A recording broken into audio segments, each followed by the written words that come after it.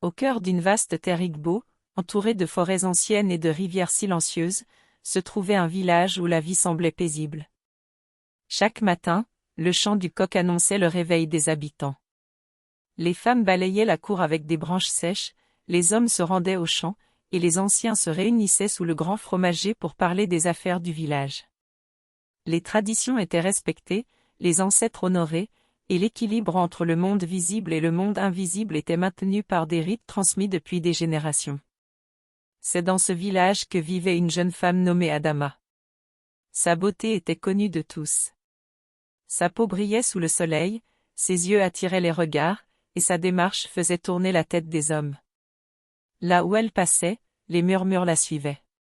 Beaucoup de garçons rêvaient d'elle, et Adama le savait. Elle aimait être désirée, admirée, enviée. Mais derrière cette beauté se cachait une vie que les anciens désapprouvaient en silence. Adama passait de bras en bras, sans attache, sans limite. Elle couchait avec plusieurs hommes du village, parfois même avec des étrangers de passage. Elle ne se protégeait pas, se moquant des conseils et des mises en garde. Pour elle, la vie devait être vécue sans retenue, sans peur des conséquences. Les femmes du village chuchotaient lorsqu'elle passait. Certaines la critiquaient, d'autres la plaignaient. Les hommes, eux, la désiraient, mais peu la respectaient réellement. Adama, pourtant, ne voyait rien de tout cela.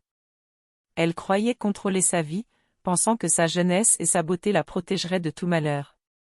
Sa mère, une femme simple et respectée, observait sa fille avec inquiétude.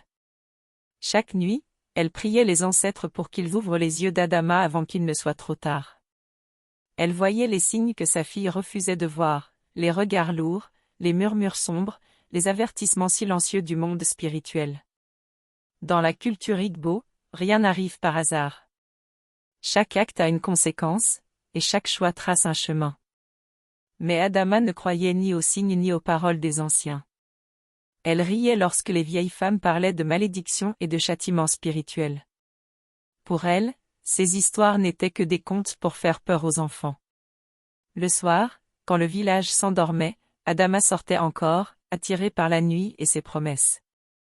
Elle ne pensait ni à l'avenir ni à la honte possible. Elle vivait pour le moment présent, ignorante du fait que, pendant qu'elle riait et séduisait, le destin commençait déjà à resserrer son emprise sur elle. Car dans ce village Igbo, les ancêtres regardaient. Et lorsque l'équilibre est brisé, ils réclament toujours un prix. La nuit était déjà avancée lorsqu'Adama rentra enfin à la maison. Le village dormait, enveloppé par le silence, seulement troublé par le chant lointain des insectes et le souffle du vent dans les arbres. La lune éclairait faiblement le chemin de terre, projetant des ombres étranges sur les murs des maisons. Devant leur maison, Adama aperçut sa mère assise sur un petit tabouret, une lampe à huile tremblante entre les mains. Son visage portait la fatigue et l'inquiétude. Elle n'avait pas dormi. Elle attendait. « Ma fille, dit-elle doucement, pourquoi rentres-tu toujours si tard ?» Adama soupira, agacée. Elle posa son sac et détourna le regard. Sa mère se leva lentement et s'approcha d'elle. « Écoute-moi, Adama. Je suis ta mère. Je ne te parle pas pour te faire du mal. La vie que tu mènes est dangereuse. Tu joues avec ton avenir. Si tu continues ainsi, tu tomberas enceinte, et la honte s'abattra sur toi. » Les paroles de sa mère résonnaient comme un avertissement, mais Adama n'entendait que des reproches. Son cœur se durcit. La colère monta en elle. « Tu ne comprends rien, cria-t-elle. Laisse-moi vivre ma vie. Je ne suis plus une enfant. » Sa mère tenta de la calmer, mais Adama continua de crier. Elle prononça des mots qu'elle regretterait plus tard, des mots lourds, remplis de mépris. Elle accusa sa mère d'être dépassée, ignorante, inutile. Finalement, elle entra dans la maison en claquant la porte, laissant sa mère seule dans la nuit. La vieille femme resta longtemps immobile, la lampe toujours à la main. Des larmes silencieuses coulèrent sur ses joues. Elle leva les yeux vers le ciel et murmura une prière aux ancêtres, demandant protection pour sa fille. Mais au fond de son cœur, elle sentit un froid étrange, comme un mauvais présage. Cette nuit-là, Adama dormit sans remords.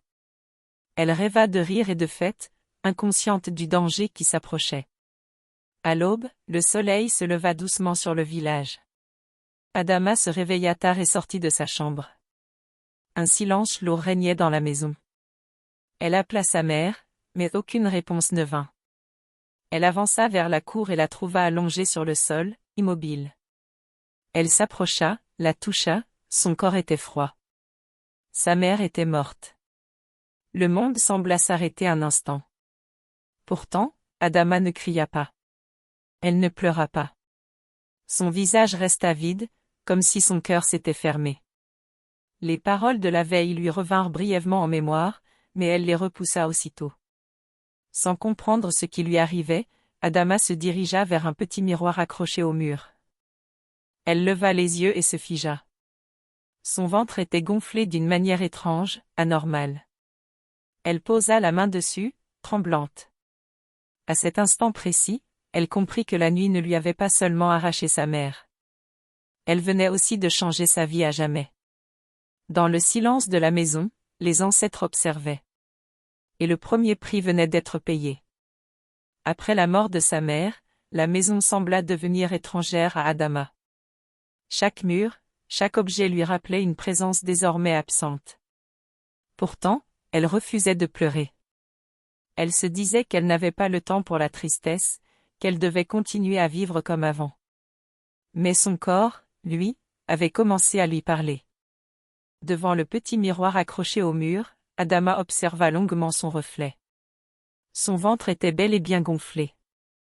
Elle posa la main dessus, espérant que ce n'était qu'une illusion, mais la rondeur était réelle, lourde, inquiétante. Son cœur battait si fort qu'elle crut qu'il allait sortir de sa poitrine. La peur s'installa en elle. Des pensées confuses envahirent son esprit. Qui est le père? Elle essaya de se souvenir, de compter les hommes, les nuits, les visages, mais aucun nom ne s'imposa. Cette réalité la frappa comme une gifle. Elle, Adama, admirée et désirée, allait devenir la honte du village. Dès le lendemain, elle se rendit à l'hôpital le plus proche, situé à plusieurs kilomètres du village. Le trajet lui parut interminable. À chaque pas, elle avait l'impression que les gens la regardaient, que tous voyaient déjà son secret. Elle baissait la tête, le cœur serré. À l'hôpital, les examens confirmèrent ce qu'elle redoutait, elle était enceinte. Le médecin lui parla calmement, mais ses mots semblaient lointains, étouffés. Lorsqu'on lui demanda le nom du père, Adama resta silencieuse. Le regard du médecin changea. Il n'insista pas, mais Adama comprit. Elle venait de perdre le respect qu'elle croyait avoir. Sur le chemin du retour, les larmes coulèrent enfin.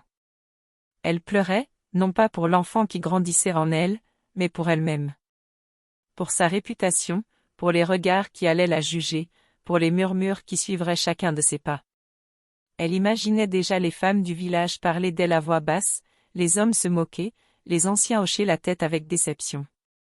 Les jours suivants furent un cauchemar. Son ventre continuait de grossir rapidement, de manière presque anormale.